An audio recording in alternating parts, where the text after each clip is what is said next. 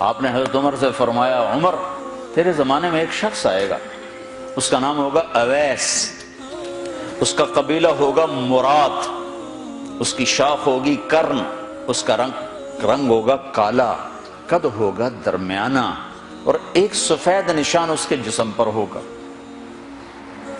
جب وہ آئے تو تم اس سے دعا کرانا، علی تو بھی کرانا، عمر تو بھی کرانا، اور میں قسم کھا کے کہتا ہوں کہ اویس جیسوں سے دنیا بھر جائے تو عمر و علی کے ایک بدن کے بال کے برابر نہیں، لیکن اس کے ذریعے سے ایک پیغام آگے پہنچانا تھا۔ تو حضرت عمر اور حضرت علی حیران ہو کر دیکھنے لگے کہ ہمیں کہا جا رہا ہے کہ اویس سے دعا کروائیں، وہ ہم صحابی وہ تابعی۔ تو آپ نے فرمایا اس نے ماں کی ایسی خدمت کی ہے، جب وہ ہاتھ اٹھاتا ہے تو اللہ ہاتھ واپس خالی موڑتا ہی نہیں۔ یہ پیغام پہنچانا تھا کہ ماں باپ کے آگے جھکو۔ جس دیش میں آپ رہتے ہیں یہاں کام کی رفتار بہت تیز ہے، ماں باپ اگر موجود ہیں تو کم ہی کچھ نصیبوں والے ہیں جن کو کچھ اولاد کی خدمت ملتی ہے، ورنہ دیواروں کے ساتھ ہی زندگی گزر رہی ہوتی ہے۔ تو عمر رضی اللہ عنہ جب خلیفہ بنے تو ہر سال حج کرتے تھے، ہر سال ان کو ڈھونڈواتے۔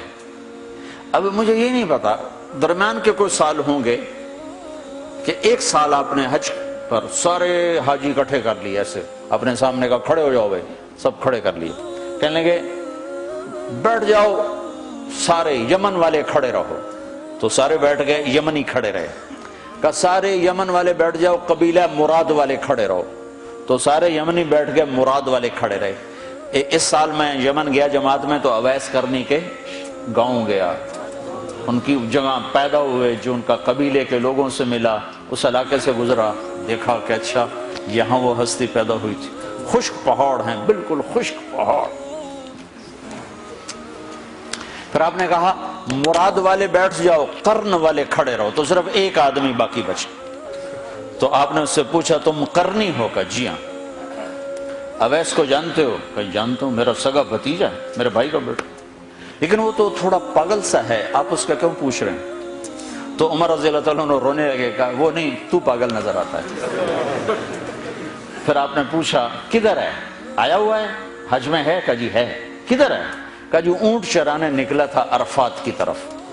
تو حضرت عمر نے حضرت علی کو ساتھ لیا اور دوڑ لگائی اور پہنچے عرفات کی طرف، تو دیکھا تو ایک آدمی ایک کیکر کے درخت کے نیچے نفل پڑھ رہا اور اونٹ اس کے چاروں طرف چر رہے۔ تو یہ دونوں حضرات بیٹھ گئے، تو انہوں نے اویس نے محسوس کیا کچھ آ گئے لوگ، تو انہوں نے نماز مختصر کر دی، سلام پھیرا۔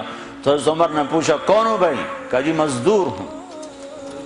کہا تیرا نام کیا ہے؟ کہا جی اللہ کا بندہ۔ کہا بھائی ہم سارے کے بندے ہیں، میں پوچھ رہا ہوں جو نام تیری ماں نے تیرا رکھا وہ کیا ہے؟ تو وہ تو پہچانتا نہیں تھا کہ عمر کون ہے، علی کون ہے، وہ تو پہلی دفعہ حج پہ تھا۔ وہ کہنے لگا تم کون ہو میرا انٹرویو کرنے والے؟ انٹرویو تو میں اپنی طرف سے کہہ رہا ہوں۔ انہوں نے کہا تم کون ہو میرا پوچھنے والے؟ تو حضرت علی بولے یہ امیر المومنین ہیں عمر بن خطاب، اور میں ہوں علی بن ابی طالب۔ پھر وہ ایسے ایک دم گھبرائے، دونوں کو سلام کیا، میں معذرت چاہتا ہوں میں نے پہچانا نہیں۔ تو عمر رضی اللہ عنہ نے فرمایا ہاتھ اٹھا، ہاتھ اٹھا۔ برمنگھم والوں کو پیغام پہنچے کہ ماں کی خدمت کیسے کی جاتی، کہ عمر جیسا ہاتھ اٹھوا رہا ہے، علی جیسا، علی جیسا۔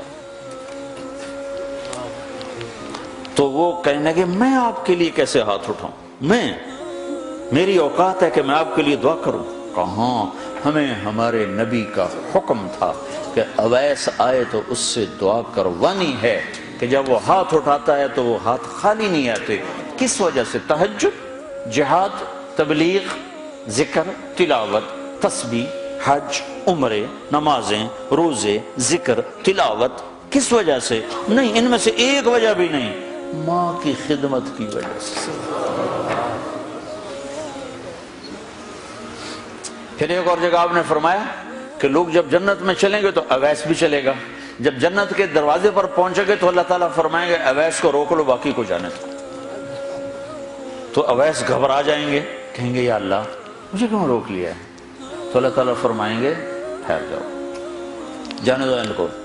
ہاں بھائی، اب یہ سامنے جہنم کے لوگ کھڑے ہوئے ہیں، تو شفاعت کر، تیری تو فعل لاکھوں انسانوں کو جنت میں ڈالو، تجھے اس لیے روکا ہے کہ تو شفاعت کر، جدھر تیری انگلی اٹھتی جائے گی ان کے لیے جنت لکھتی چلی جائے گی، ان کے لیے جنت لکھتا چلا جاؤں گا، جدھر جدھر تو انگلی اٹھائے گا۔ صرف پونڈ ہی سب کچھ نہیں، مائیں بھی بہت کچھ ہے، صرف پونڈ ہی سب کچھ نہیں ہے، باپ بہت کچھ ہے۔